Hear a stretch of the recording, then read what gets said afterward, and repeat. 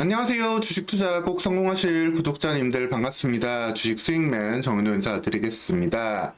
종목들이 왜 오르고 떨어지는지 정확히 알면 대응하고 성공 투자하시기 쉬워집니다. 오늘 시간도 종목에 대한 이슈들 핵심만 쏙쏙 전달 드릴 테니까 여러분들 영상 편안히 시청하시면 되겠습니다. 오늘 같이 살펴볼 종목 자람 테크놀로지가 되겠는데요.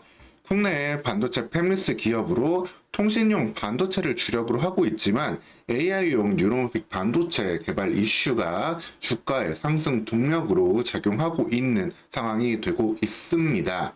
자람 테크놀로지 어떤 모습을 조금 기대해 볼 수 있을지, 어떤 방향으로 접근해야 될지 말씀드릴 텐데 영상 보시면서 도움 되셨다면 구독과 좋아요도 한 번씩 눌러주시면 감사하겠습니다. 자람 테크놀로지 시작하도록 하겠습니다. 자람 테크놀로지 최근 들어가지고 주가가 갑자기 급등세를 조금 보였는데요. 이 통신용 반도체를 넘어서서 뉴로모픽 반도체를 개발했다는 그런 이슈가 주가에 큰 트리거로 작용하면서 주가가 단번에 상한가를 기록하기도 하는 등 아주 놀라운 모습을 좀 보여주었습니다. 그러면서 고점에서 상당한 매물을 좀 소화하고 있고 단기적으로는 이 벽을 이제는 좀 뚫어가기가 좀 힘든, 어떻게 보면 이 안에 갇힐 수밖에 없는 상황으로 전개되고 있는데, 여기에는 자람 테크놀로지가 갖고 있는 두 가지 현재 캐시카우와 그리고 미래 산업에 대한 불투명성이 다 반영되어 있다라고 보시면 되겠습니다. 사실 그렇잖아요. 단기 테마주들, 정말 뉴스 하나로 주가가 올라갔던 기업들은 바로 내려가는 게 대부분입니다. 거의 실체 없는 테마 뉴스발 종목들이죠. 근데 자람 테크놀로지는 그렇진 않아요. 분명히 뉴로모픽 관련된 연구도 의미 있게 진행을 하고 있고, 그리고 통신용 반도체의 미래 기술도 만들어가면서 관련된 매출에 2024년에 실질적인 폭증도 기대할 수 있는 부분이 있습니다. 그런 상황이기 때문에 주가가 다시 강하게 빠질지 않겠지만 이 부분들을 어떻게 충족시켜 나갈지 약간의 시간은 좀 필요한 상황이다 라고 보시면 되겠고, 주가 만약에 8만원 언더 7만원 부근에서는 좀 편안하게 담아둘 수 있는 종목이다 라고 보시면 되겠습니다. 시가총액 5천억대에 싸지 않은 종목이기도 하지만 충분히 시가총액 1조까지도 바라볼 수 있는 잠재력은 여전하다라고 보시면 되겠는데요. 사실 현재까지의 매출만 놓고 보면은 그게 타당할까 하는 생각을 가지실 수 있을 거예요. 이건 이제 반도체 기업들 중에서도 IP라든가 디자인하우스 기업들이 갖고 있는 높은 밸류 못지않게 이런 팹리스 기업들도 제품의 본격적인 양산이 일어나면 매출이 폭증하게 되는 그러한 형상을 기대할 수 있기 때문에 그 밸류를 줄 수 있는데, 2023년까지는 좀 아쉬운 모습을 보여주었습니다. 기존의 매출들이 소폭 감소하고 이연되는 경향까지 나오면서 2023년 매출액은 오히려 좀 줄고 영업 적자까지 돌아서기도 했습니다. 현재 캐시카우로 매출을 내고 있는 이 광트랜시버 이 부분에서 매출이 좀 줄고 있고, DVT, SoC 관련된 통신 관련 칩들 매출도 또 가라앉으면서 좀 아쉬운 모습. 그리고 사업 보고서에도 소소한 부분이지만 2024년이라고 적혀 있는데 2023년이겠죠. 아직도 오기재 정정을 하지 않고 있는데 좀 아쉬운 부분. 2023년은 이렇게 아쉬운 실적을 담아가고 있다라고 보시면 되겠습니다. 그럼에도 2024년 이후를 기대해 볼 수 있는 거는 이 X가 이제 10을 뜻하는 데인데 10기가 단위의 PON 칩 관련된 매출이 본격적으로 나올 수 있는 가능성이 있다라고 보시면 되겠습니다. 즉 시장에서는 이 뉴로모픽 개발을 이슈로 해가지고 주가 상승이 나왔지만 실질적으로는 이 10기가 관련 통신칩 매출이 본격적으로 폭발적으로 나오면서 매출이 단번에 500억, 600억, 그리고 이후에는 1000억대까지 기대하면서 영업이익 100억 원 이상을 단숨에 뽑을 수 있는 그러한 모습도 기대해 볼 수 있기 때문에 이러한 현재 상승이 이상하지만은 않다라고 보시면 되겠습니다. 그래서 뉴로모픽과 통신용 반도체 두 가지를 다 봐야 되는데, 먼저 뉴로모픽부터 간단하게 좀 살펴보도록 하겠습니다. 뉴로모픽 반도체는 이제 동사의 사업 보고서에서도 이렇게 좀 적혀 있습니다. 엣지양이라고 한다면 이제 온 디바이스 각각 기기에서 AI를 활용하는 그러한 걸 얘기하는데, 각각의 기기에서 AI를 활용할 때 뉴로모픽 프로세서를 활용해가지고 전력 소비도 줄이면서 고성능을 내는 AI 활동을 기대해 본다라고 볼 수 있겠습니다. 2024년 상반기 중에 관련된 프로세서 개발을 하겠다라고 사업 보고서상에 이제 공시가 되어 있고, 관련해서 이제 개발을 했다라는 이슈가 이제 나오면서 주가 상승이 나왔던 건데, 이 뉴로모픽 반도체가 뭐냐? 작년 2023년 이제 연말쯤에 가장 뜨거웠던 이슈가 하나 이 NPU였잖아요. NPU와 온디바이스 관련된 이슈가 상당히 뜨거웠고, 실질적으로 NPU는 현재 뭐 스마트폰에도 들어가 있고 가까이 기기들에 사실 계속해서 사용되고 있습니다. 기존에 이제 CPU, GPU가만으로 사용하기에는 온디바이스는 보다 좀 더 작은 칩을 사용하면서 고성능을 내야 되는 부분이 있기 때문에 이 AI 연산 성능을 올리면서 소비 정략 효율도 올려야 되는 그런 과제가 있습니다.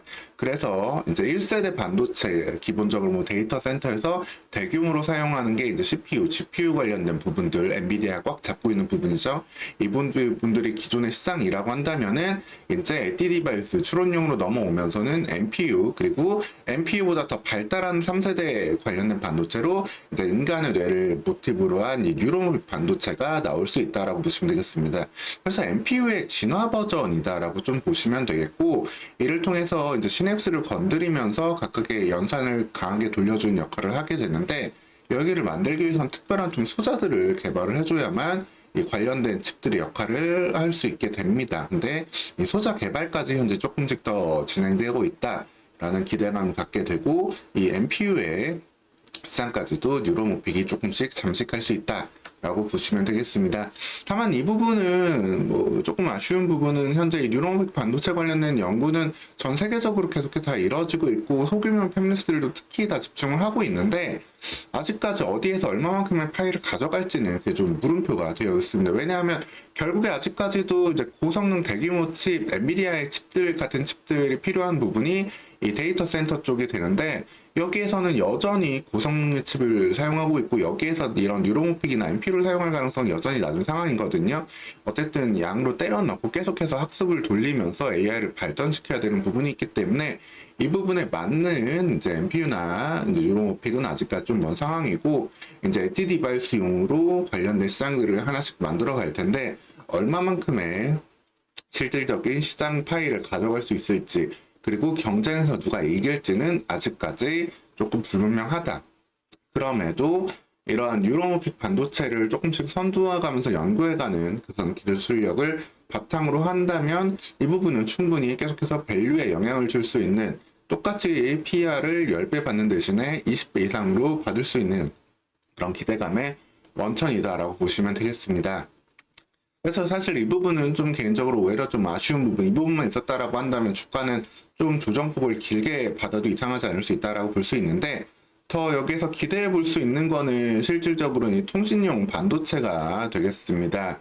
이제 기존의 캐시카우 앞서 말씀드렸다시피 이런 통신용 칩과 부품들, 기가와이어, 광 트랜시버 등을 캐시카우로 삼고 있고, 이 POM 반도체를 이제 중심으로 또 미래 매출을 강하게 2024년, 2025년 뽑아낼 수 있는 그러한 자람 테크놀로지가 될 텐데, 이제 PON이라는 건 이제 통신 전송 방식을 하나를 의미합니다. 1대1로 통신을 전송하는 게 아니라 1대 다로 전송을 해주면서 효율적인 통신 전송을 해줄 수 있게 만드는 그러한 방식을 이야기해 주는데, 여기 들어가고 있는 그 반도체 칩을 개발하고 만들어 주고 있다라고 보시면 되겠고, 여기에서 현재 1기가 정도의 속도를 사용을 하고 있는데, 이제는 10기가 XGS 단위로 시장이 계속해서 변화되고 있는 가운데, 좀 기술력에서도 충분히 경쟁력을 갖고 있는 자람 테크놀로지로서 작년 말부터 글로벌 통신 기업들과 계약을 맺어가고 있다라고 보시면 되겠습니다. 그래서 이 부분을 통해 가지고 충분히 본격적인 매출 성장을 기대해 볼 수 있고, 증권사들의 공식적인 예측치, 뭐 현대차 증권이라든가 뭐 한국사이투자 증권들 전체적으로 본다라고 한다면 2024년부터 이 관련된 이제 양산 매출이 본격적으로 나오면서 기존의 100억 원대 매출이 이제 500억대 나아가서 700억대까지 늘어날 수 있다라고 볼 수 있겠습니다. 여기에는 그렇게 기반이 될 수 있는 게 이 통신용 반도체, 그리고 뭐 차량용 반도체 같은 경우에는 어떻게 보면 이런 반도체 활용하는 사업 부문 쪽에서 조금 마이너한 부분이 될 수 있거든요. 왜냐하면 기본적으로 데이터 센터, 컴퓨터라든가 아니면 스마트폰 관련된 시장이 훨씬 더 큰 시장이고, 그 시장 같은 경우에는 그 기반으로 하는 그 지적재산권들을 이 ARM 안에서 좀 많이 귀속되고 있는 게 많습니다. ARM 걸 많이 좀 따라가야 되는 부분들이 좀 있는데, 이 부분에서 벗어나고자 하는 노력도 좀 있거든요. 마치 어떻게 보냐면 우리가 지금 뭐 윈도우를 사용을 하고 윈도우에 많이 귀속되어 있지만 이를 대체하기 위해서 뭐 리눅스 같은 것들이 등장을 하기도 했었잖아요. 그런 것처럼 이런 반도체를 설계하기 위해서 ARM에서 벗어나기 위한 그러한 이제 노력들이 나오고 있고, 이런 설계판 리눅스가 RSSC라고 하는 이러한 연구 조직들 합의체가 좀 있습니다. 여기에 글로벌 기업들도 많이 들어갔어요. 뭐 퀄컴이라든가 한 250개 유수한 기업들이 여기에 또 같은 이제 좀 연구를 같이 도와주고 협의체를 만들고 있고, 이 RSSC 버전도 지금 현재 5까지 올라와 있습니다. RSSC의 이제 V라고 그래서 표시를 하는데, 이걸 기반으로 이제 자람 테크놀로지는 빠르게 연구를 했고, 이를 통해서 통신용, 차량용 칩들을 현재 만들어가고 있는 부분, 특히 통신용 칩들에 집중을 하면서 현재 성과를 내고 있는 부분이 있기 때문에 이 부분을 통한 빠른 시장 침투가 기대될 수 있는 상황이다 라고 보시면 되겠습니다. 이 RSSC 같은 경우가 조금 뭐 개념 자체가 많이 좀 낯서실 수 있지만 좀 새롭게 나온 칩을 설계할 수 있는 방향이다라고 보시면 되겠고, 이제 뭐 비용도 적고 실제로 활용할 수 있는 이런 외부 단말기에서 활용할 수 있는 설계 방식이다라고 볼 수 있는데, 단점은 그게 있어요. 좀 축약된 명령어, 리듀스 인스트럭션을 사용을 하다 보니까 실제로 이걸 만들어내는 데는 조금 더 어려움이 있을 수 있습니다. 하지만 이 부분에서 기술력을 갖고 있는 자람 테크놀로지이기 때문에 이 부분에 대한 성장 가능성을 계속해서 높여볼 수 있다라고 보시면 되겠습니다. 그래서 이 RSSC 관련해서 2010년에 시작된 부분이고, 이 부분이 이제 인텔과 ARM을 좀 경쟁을 대체하기 위한 그런 부분인데, 그러다 보니까 사실 미 중간의 갈등에서도 좀 이익을 보던 부분이 있어요. 미국이 이제 중국에 대해서 계속해서 견제를 하고 있는데, 이 부분은 오픈 리소스이기 때문에 중국이 어떻게 활용을 하고 개발해도 견제를 할 수가 없는 부분이거든요. 그래서 미국이 이거를 때려주고 싶지만, 근데 또 그렇다고 해도 미국을 또 이거를 견제만 하긴 어렵습니다. 왜냐면은 이 ARM의 대항마로 RSSC를 계속해서 만들어내고 있는데, 퀄컴이라든가 인텔 같은 업체들도 여기에 같이 특허 동맹을 같이 만들어가면서 관련된 연구를 하고 있기 때문에 뭐 어느 정도 사실 오픈 소스를 좀 연결할 수밖에 없어요. 그러다 보니까 이 기술들을 갖고 있는 곳들은 이제 미국, 중국에 조금 개의치 않고 성과를 낼 수 있는 부분들이 이어질 수 있다라고 보시면 되겠습니다. 그래서 자람 테크놀로지 같은 경우도 뭐 최근에 이제 글로벌 통신 기업으로부터 관련된 XGS 폰칩 또 개발 그런 이슈도 있겠지만, 그 외에 작년에 중국에 또 반도체 공급 계약도 이렇게 따내기도 하는 등 기본적으로 통신 관련해서 국적을 불문하고 성과를 낼 수 있는 본격적인 매출을 낼 수 있는 가능성이 2024년부터는 열려 있다라고 보시면 되겠습니다. 그래서 현재 이 매출 상황에서도 이제 광 트랜시서버 이런 부분들의 매출은 캐시카우로 일부만 좀 남을 수 있겠고, 이제 XGS 폰칩 관련해서 용역 연구 매출을 했던 이 부분들이 본격적인 제품 매출로 2024년부터 이어진다라고 한다면은 이제 매출액 500억, 600억, 영업이익 100억 이상을 바라보는 기업으로 여기에 높은 밸류에이션을 받게 된다라고 한다면 충분히 성장을 기대해 볼 수 있다. 성장 속도에 대한 그 이슈를 받을 수 있는 종목으로 볼 수 있겠습니다.